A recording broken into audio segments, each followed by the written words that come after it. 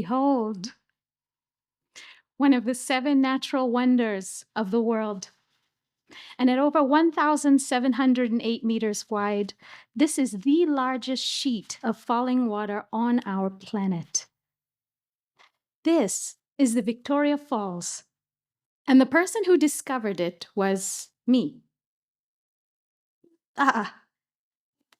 You don't believe me? Okay, but allow me to ask you a question. Yes or no? Do you really believe that David Livingstone discovered the Victoria Falls? Well, I've heard.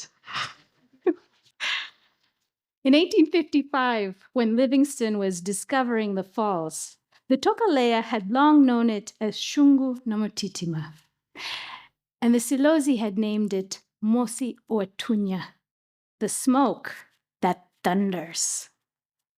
But Livingstone styled himself as the first European eyes to see it and renamed it in honor of his queen, Victoria. British geologists would later credit Livingstone with making the greatest discovery in African geology.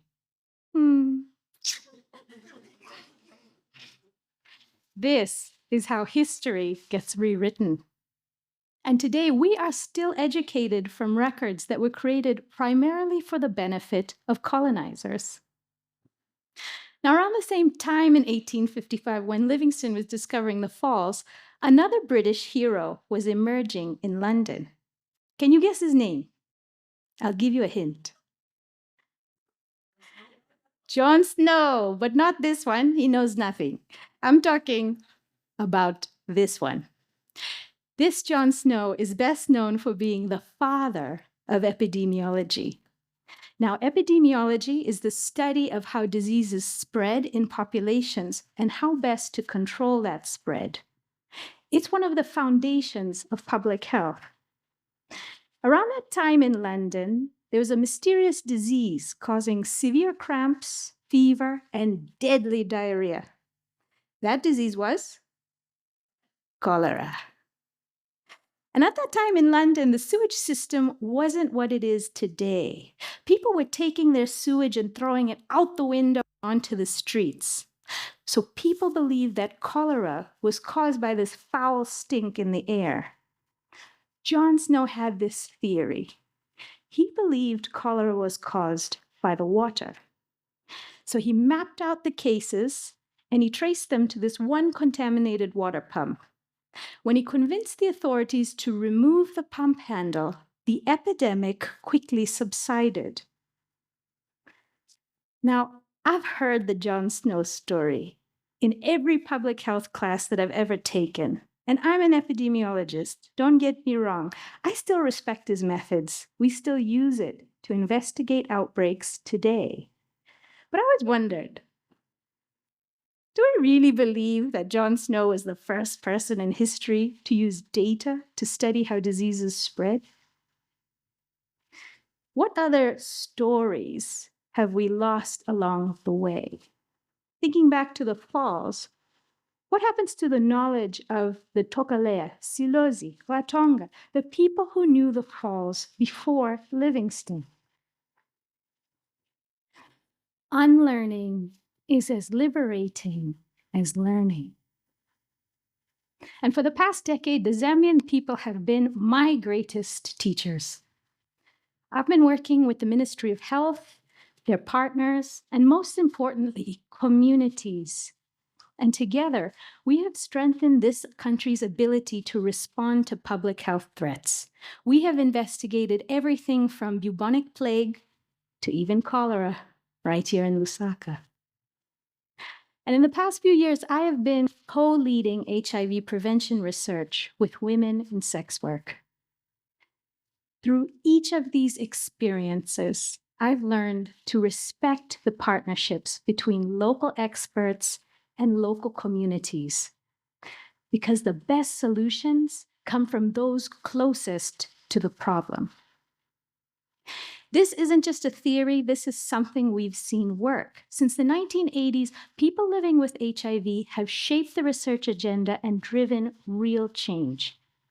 They have shown us just how powerful community-driven solutions can be. Thinking back to the falls again, what does it mean to discover something ancient? What does it mean to father a science? Who do we consider the experts? And why does any of this matter? These are all strong words about knowledge and whose knowledge is deemed worthy. There are 3 ways that we kill a peoples. The first is terracide, the killing of the earth. The second is a word, sadly, we are too familiar with. It is genocide, the intentional and systematic killing of human beings.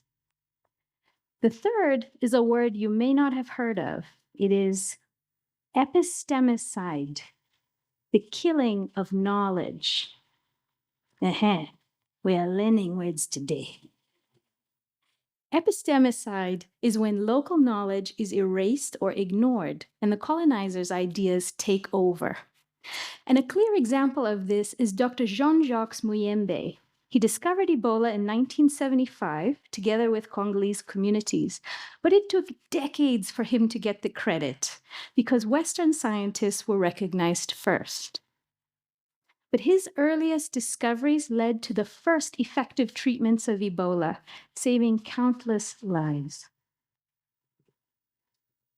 When we decide to unlearn what we think we know and question who the experts are, we are doing something powerful.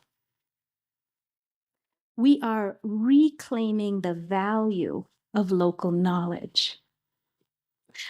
Let's challenge this idea that important knowledge about science and medicine comes mainly from the West. Let's take a trip to one of the most powerful civilizations in the medieval world. This is Great Zimbabwe, the capital of the Kingdom of Zimbabwe. Now, they had these massive stone structures that controlled the movement of about 25,000 people and animals, preventing the spread of disease between the two. But what's really impressive is how they managed to provide a stable and clean water supply even during dry seasons. They used this indigenous practice of digging Dhaka water pits to capture surface water and store groundwater. And these stone structures, they still stand today, reminding us that ancient civilizations had advanced public health practices long before colonization changed the way our cities look today. And indigenous people have always known how to care for our land, and that knowledge is key now to surviving the climate crisis. I have one last example for you. It is one of the biggest successes in public health. And I'll give you a hint. If you take a look at your left arm, maybe you roll down the sleeves. Perhaps you'll see something there. A BCG scar. Because this example is vaccines. For centuries, people in Africa, Asia, and Arabia have been practicing smallpox vaccination for centuries.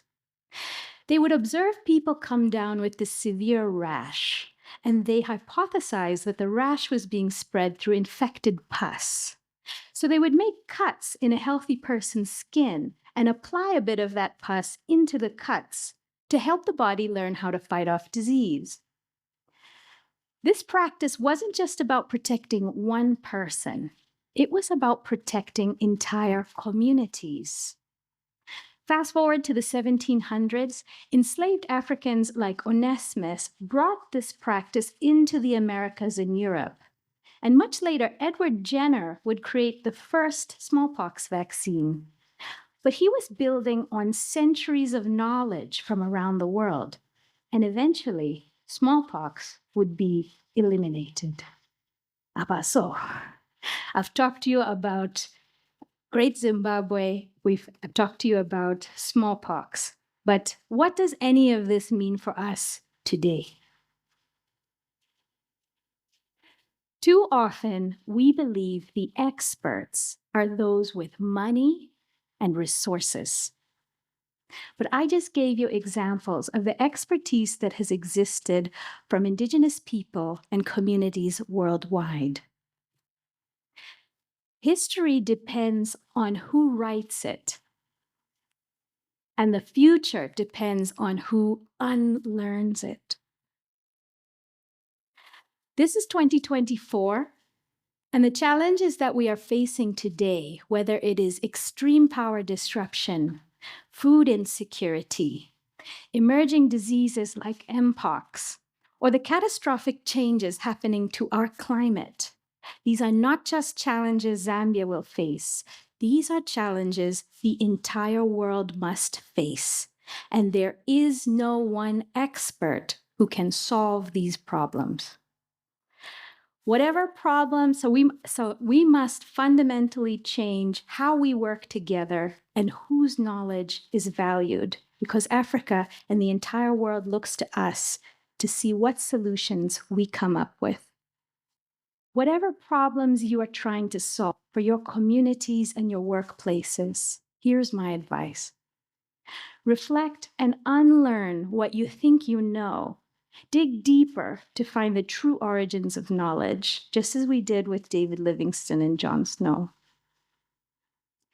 Value what you know. You are not just a passive recipient of knowledge. You are an active contributor to knowledge production, and you have the power to drive solutions in your communities. The third is to credit local knowledge. In order to preserve our Indigenous ways of knowing and being, credit the people who paved the way before you. And I'd like to credit and recognize the Zambian community for accepting me, nurturing me, and helping me to unlearn.